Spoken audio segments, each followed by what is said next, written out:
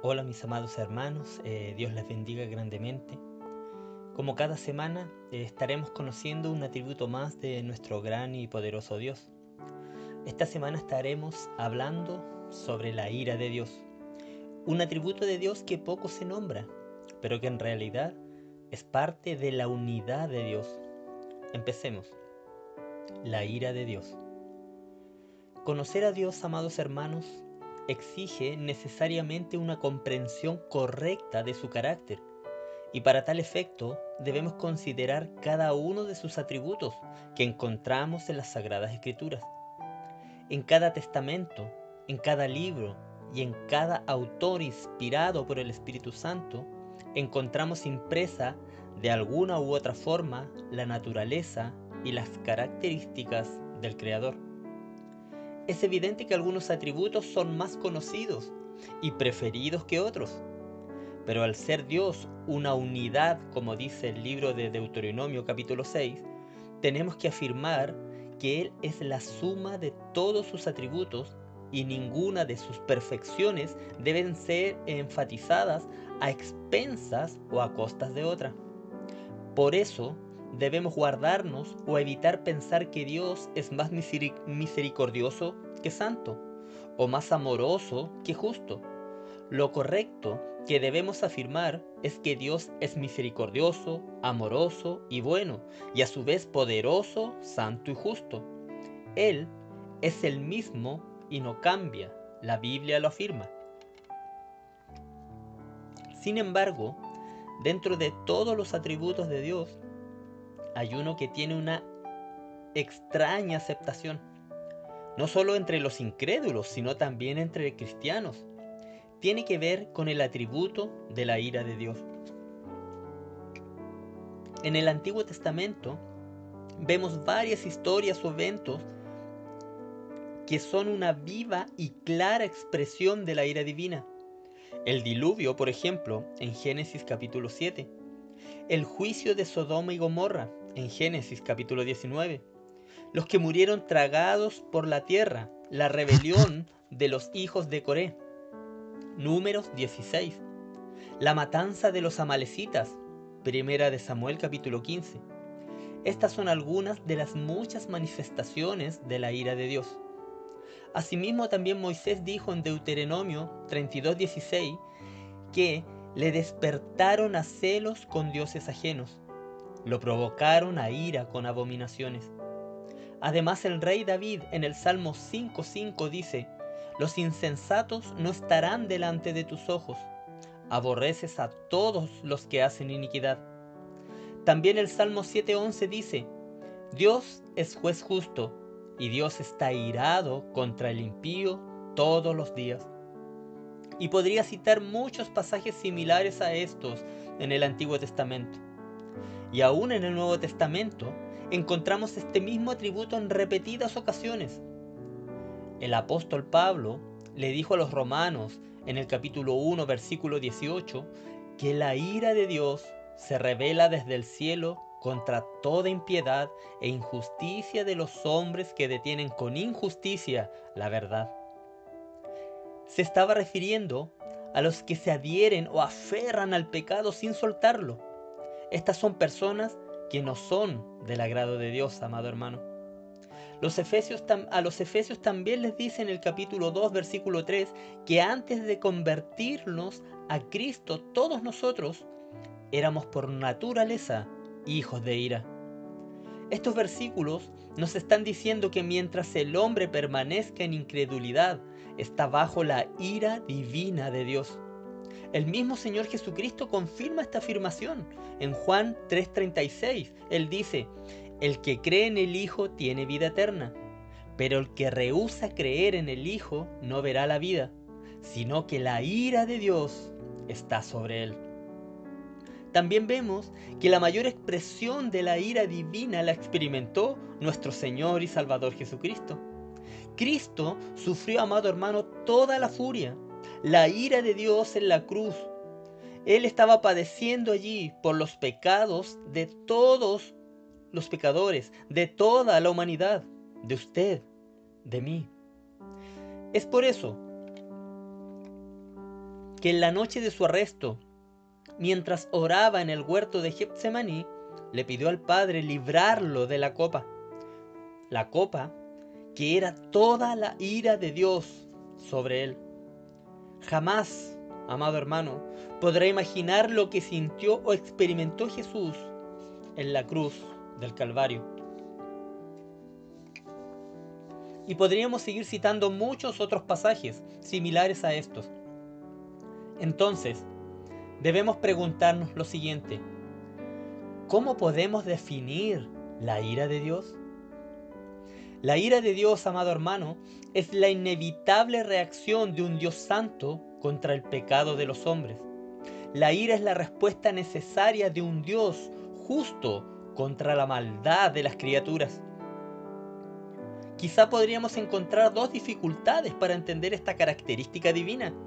La primera es porque para el hombre la emoción de la ira tiene una connotación negativa y hasta pecaminosa. La segunda dificultad que encuentran las personas que no aceptan ni aprecian hablar de este atributo es que piensan que la ira de Dios no es congruente u oportuno que lo tenga junto con el atributo del amor, por ejemplo. Argumentan que hablar de un Dios furioso no está en armonía con su misericordia. Algunos dicen: ese no es el Dios que yo sirvo y alabo, simplemente por falta de conocimiento de las Escrituras y por ende de Dios mismo. Sin embargo, a la luz de los textos citados anteriormente, no podemos aceptar tal afirmación.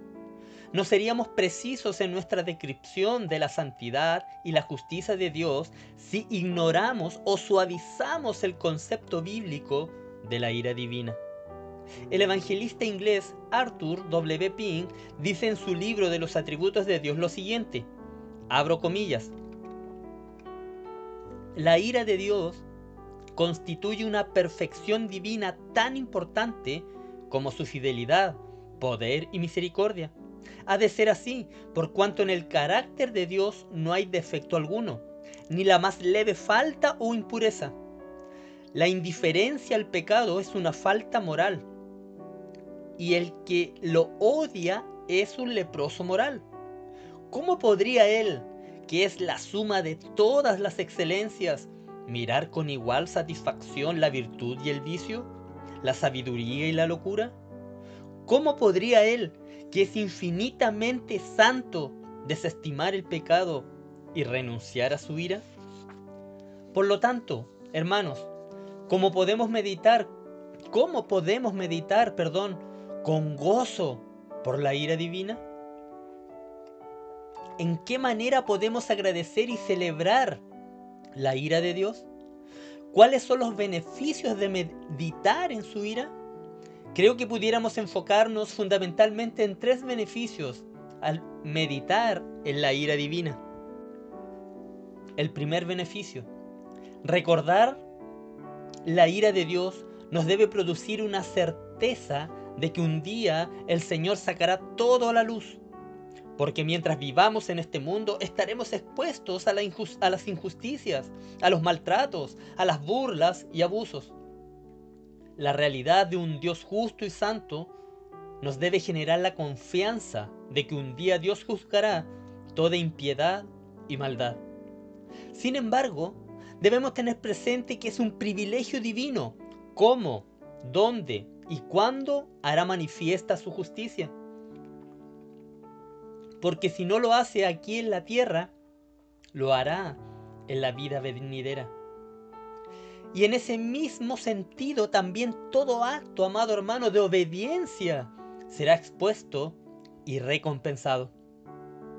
El segundo beneficio: la convicción de la ira de Dios despertará una mayor conciencia y anhelo por la obediencia y la santidad.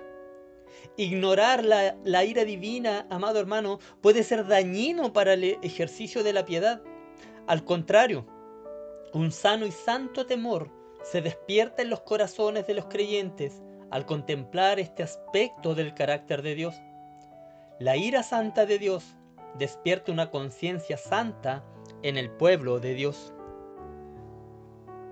Por eso, en Éxodo 20, versículo 5, donde Jehová dio la ley, demandó fidelidad de Israel y prohibió la adoración a imágenes al decirles: porque yo soy Jehová tu Dios, fuerte, celoso, que visito la maldad de los padres sobre los hijos hasta la tercera y cuarta generación de los que me aborrecen.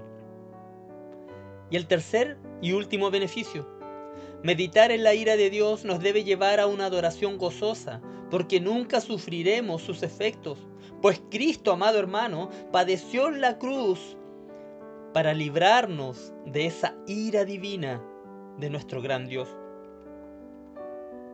Gratitud, gozo, alivio deben ser las respuestas lógicas del pueblo cristiano al saber que hemos sido librados del castigo por nuestros pecados a través de nuestro Señor Jesucristo.